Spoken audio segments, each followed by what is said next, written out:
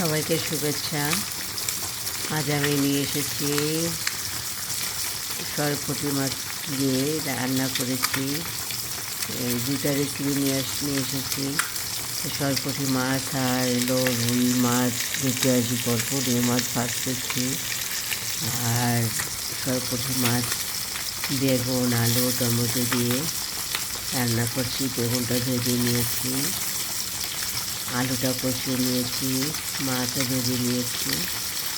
তারপর মশলা কষিয়ে ভালো মতো মশলা কষিয়েছি, না হয়তো মশলার গন্ধ থেকে যাবে। আদা রসুন দিয়েছি আমি, আদা রসুন মরিচের গুঁড়ো, হলুদের গুঁড়ো, ধনিয়া গুঁড়ো, জিরার গুঁড়ো দিয়েছি।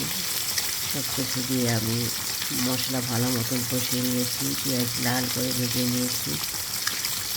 তারপর আলুটা ভালো মতন কষিয়ে বেগুন আগে ভেজে নিয়েছিলাম আর মাছটা ভেজে নিয়েছিলাম। পরে মাছ দিয়েছি, বেগুন দিয়েছি, টমেটো দিয়ে কাঁচামরিচ দিয়ে এই আমার সরপুঁটি মাছের এমনি রান্না। আপনাদের কেমন লাগে কমেন্ট করে জানাবেন। আর এই মাছ ব্যাটি করে আমি রেসিপি দেবো।